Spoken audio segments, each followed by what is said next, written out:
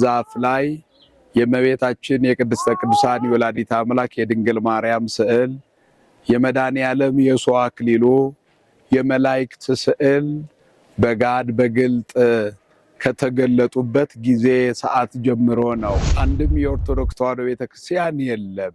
የዓለም ህብረተሰብ በሙሉ መድኃኒት ይሆን ዘንድ ይሄንን ቦታ ስለመረጠ ይሄ ይዞታ የአቶ አጫሞ ቢፎቦ የሚባል በስመ አብ ወወልድ ወመንፈስ ቅዱስ አሐዱ አምላክ መጋቢ ሃይማኖት አባ አብርሃም ገረመው በኢትዮጵያ ኦርቶዶክስ ተዋሕዶ ቤተክርስቲያን የቅዱስ ሲኖዶስ ምክትል ጸሐፊና የሰሜን አፍሪካ ሀገረ ስብከት ዋና ስራ አስኪያጅ ነኝ። አሁን ዛሬ በፊታችሁ ያለሁት በዚህ በታሪካዊውና የደብረ ምጥማቅ በዓታ ለማርያም ገዳም ታሪካዊ አመጣጥ የቀደመውን አመሰራረት ለእናንተ ለማሳወቅና ለምስክርነት ነው በፊታችሁ ያለሁት። ይህንን የምትከታተሉ ሁላችሁም የእናታችን የወላዲተ አምላክ የድንግል ማርያም በረከት፣ አማላጅነት፣ ቃል ኪዳን ከእናንተ ጋር ይሁን። ብዙዎቻችሁ በታሪክ እንደሰማችሁት ሁሉ ይህ ያለንበት ገዳም የቡሻና ደብረ ምጥማቅ በዓታ ለማርያም ገዳም ይባላል። በዚህ ገዳም ነው ያለነው። በዚህ ዕለት የበዓታ ለማርያምን በዓል ታኅሳስ 3ን ለማክበር ከመላው ኢትዮጵያ ኦርቶዶክሳውያን መጥተው ይህንን በዓል በታላቅ መንፈሳዊ ድምቀት እያከበርን ነው የምንገኘው። ይህ ስፍራ እንደዚህ ባለ ክብርና ማዕረግ ከመድረሱ በፊት የነበረውን የመጀመሪያውን ታሪክ ስናነሳ ይሄ ገዳም መመስረት ምክንያት የሆነው በዚህ በስተጀርባዬ አሁን ምዕመናን እየተመለከቱት ያሉት ዛፍ ላይ የእመቤታችን የቅድስተ ቅዱሳን የወላዲተ አምላክ የድንግል ማርያም ስዕል፣ የመድኃኔዓለም የሾህ አክሊሉ፣ የመላእክት ስዕል በጋድ በግልጥ ከተገለጡበት ጊዜ ሰዓት ጀምሮ ነው። ይሄ ከ2001 ጀምሮ በዚህ ስፍራ ሁላችንም እንደምናውቀው አንድም የኦርቶዶክስ ተዋሕዶ ቤተክርስቲያን የለም። ከዚህ ወደ ታች ብንመለከት መስመስ ሚካኤል ነው ያለው። ከ12 ኪሎ ሜትር 15 ኪሎ ሜትር ርቀት ነው ያለው። ወደ ላይም ወደ ኦነና ኪዳነ ምሕረት ካልሆነ በዚህ ዙሪያ ያለችው የኢትዮጵያ ቤተክርስቲያን በዚህ ቦታ አልነበረችም። ነገር ግን እግዚአብሔር ይሄንን ቦታ ለክብሩ ስለለየው የዓለም ህብረተሰብ በሙሉ መድኃኒት ይሆን ዘንድ ይሄንን ቦታ ስለመረጠው ስለለየው በዚህ በስዕሉ መገለጥ ምክንያት መታየት ምክንያት ይህ ገዳም እንዲመሰረት ምክንያት ሆኗል። ለዚህም አምላካችን እግዚአብሔር እናመሰግነዋለን። የታሪኩ መሰረት እንደሚታወቀው ይሄ ይዞታ የአቶ አጫሞ ቢፎቦ የሚባል አንድ ግለሰብ ኦርቶዶክስ ፕሮቴስታንት እምነት ተከታይ የነበረ ነው። አሁን ግን እግዚአብሔር ይመስገን እርሱም ቤተሰቦቹም ከማይጠፋው ዘር ከአብራክ መንፈስ ቅዱስ ከማያጽን ዮርዳኖስ ተጠምቀው የኦርቶዶክሳዊ ተዋሕዶ ቤተክርስቲያን ልጆች ሆነዋል። ነገር ግን ይሄ ቦታ የእርሱ ነበረና እዚህ ላይ ይሄንን ቦታ ከዚህ የምታዩት በሙሉ እንደዚህ ባህር ዛፍ ለቡቅሮ ሳላት አንደኛ ደረጃ ትምህርት ቤት ባህር ዛፉን ሸጦ ይሄንን ቦታ ባህር ዛፉን ትምህርት ቤቱ ገዝቶ ለቆራጮች ሰጥቶ ሳለ ቆራጮች ይሄንን በሚቆርጡበት ጊዜ ነው ይህ ስዕል። የሚገርመው ሶስቱም የኢትዮጵያ ኦርቶዶክስ ተዋሕዶ ቤተክርስቲያን ተከታዮች አልነበሩም፣ ፕሮቴስታንቶች ነበሩ ይሄንን ሲያዩ። ነገር ግን የሚደንቅ ነው፣ ከሌሎቹ ከቆረጧቸው ዛፍ የተለየ ነበር። በስዕላት ያሸበረቀ ስዕላቱ የሚታዩ ስለነበረ በዛ ላይ እጃቸውን አንስቶ ዛፉ ላይ ምሳሩን ለመጣል ኃይል፣ አቅም፣ ጉልበት ስላልነበራቸው በዛ ቆሙ።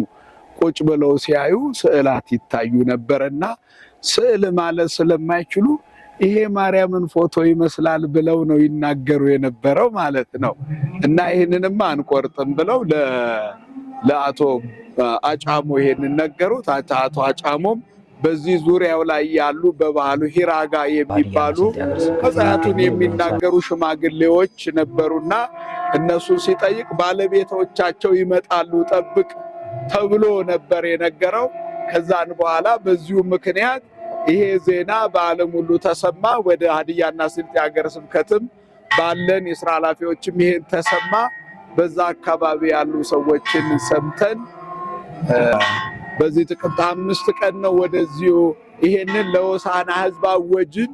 አስቀድመን የሀገር ሽማግሌዎች የሀገረ ስብከቱ የየክፍል ኃላፊዎች ወደዚህ ቦታ መጥተው ይህንን ነገር አጣርተው እንዲመጡና በጽሁፍ ሪፖርት እንዲያደርጉ አድርገን ይህንን አይተው እውነት መሆኑን ካረጋገጡልን በኋላ በሳምንቱ ሆሳዕናን በሙሉ ድፍን ቀስቅሰን መላ ሆሳዕና እዚህ መጥቶ ጸሎተ ኪዳን ጸሎተ ምህላ አድርሰንበት በዛኑ ዕለት ከአቶ አጫሞ ጋር በጉዳዩ ላይ ተነጋገርን።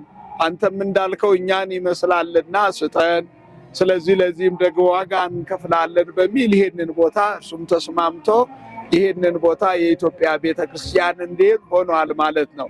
በወቅቱ የነበሩት የማንዘነጋው ብፁዕ አቡነ መልከጼዴቅ በረከታቸው በሁላችን ላይ ይደርብንና ይሄንን ከዜና ከሰሙ ጀምሮ ሁል ጊዜ በጣም በትጋት ስለዚህ ቦታ ይከታተሉ ስለነበረ ከአዲስ አበባ በቀጥታ መጥተው ወደ መንበረ ጵጵስናቸው ሳይገቡ ስልክ ደውለው እዚህ አደባባዩ ላይ ጠብቀኝ ብለውኝ እኔም አደባባይ ላይ ጠብቂያቸው ቀጥታ ወደዚህ ነው የመጡት።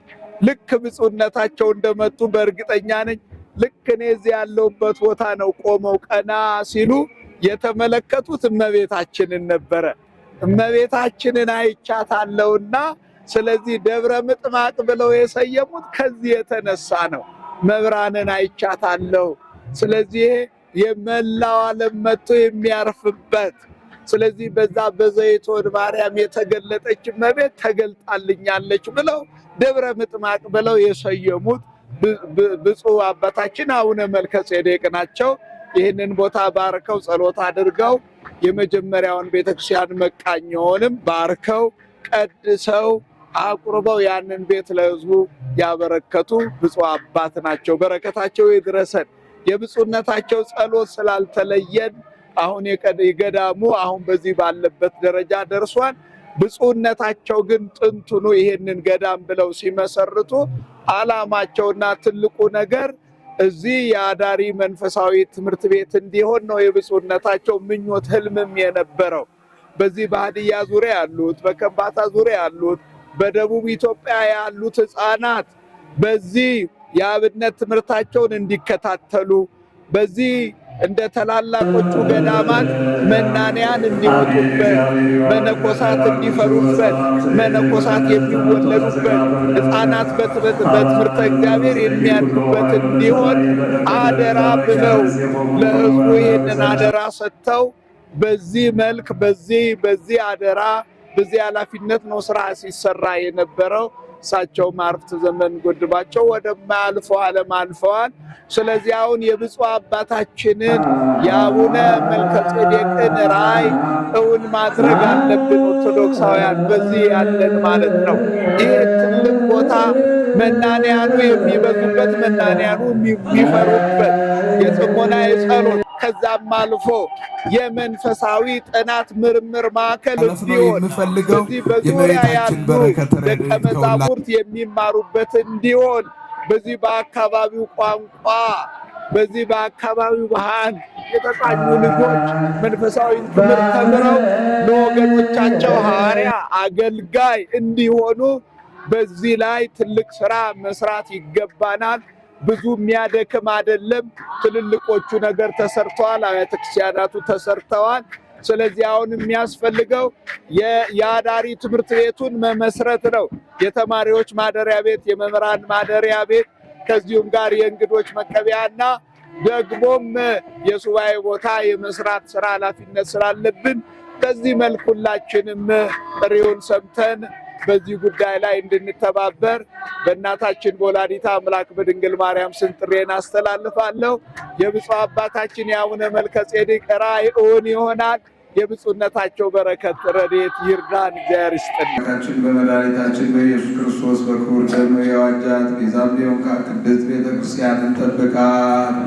ለነገሥታትና ለመኳንንት ንጹሕና ቅዱስ ለሆነ ሕዝብ ማደሪያ ትሆን ዘንድ በጠራት በዚች ቅድስት ቤተክርስቲያን መጥታችሁ ተሰብስባችሁ የጸለያችሁ የጌታችን የአምላካችን የመድኃኒታችን የኢየሱስ ክርስቶስን ቅዱስ ሥጋውን የበላችሁ ክቡር ደሙን የጠጣችሁ በማወቅ ወይም ባለማወቅ የሰራችሁትን ኃጢአት ይቅር ይበላችሁ። ሥጋ መለኮት ስለሚሆን ሥጋው የሕግና የሥራ ደም ስለሚባል ደግሞ የአሸናፊ እግዚአብሔር ልጅ በድንጋሌ ሥጋ በድንጋሌ ነፍስ ጥንት የምትሆን የማርያም ልጅ ኢየሱስ ክርስቶስ ባለፈው ይቅር ይበላችሁ፣ በሚመጣው ይጠብቃችሁ ለዘላለሙ። አባቶቼ ካህናት፣ ወንድሞቼም ዲያቆናት፣ በዚህ ቅዱስ ስፍራ ያላችሁ ወንዶቹም ሴቶቹም ከኃጢአት ማሰሪያ የተፈታችሁ ንጹሐን ሁኑ። እኔንም እናንተንም ለእግዚአብሔር መንግሥት የበቃን የተዘጋጀን ያደርገን ዘንድ 12 ጊዜ እግዚኦ መሐረነ ክርስቶስ።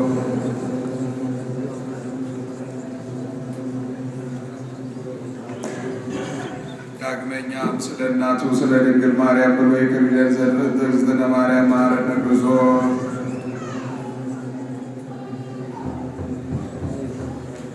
እግዝእትነ ማርያም መሐረነ ክርስቶስ። ልሳኔ የምትቀበል ኃጢአት ይቅር የምትል ጌታዬ ኢየሱስ ክርስቶስ ሆይ የእኔንም ኃጢአት በዚህ ቅዱስ ስፍራ ያሉትን የአገልጋዮችን የልጆችን በደል ሁሉ ይቅር በል።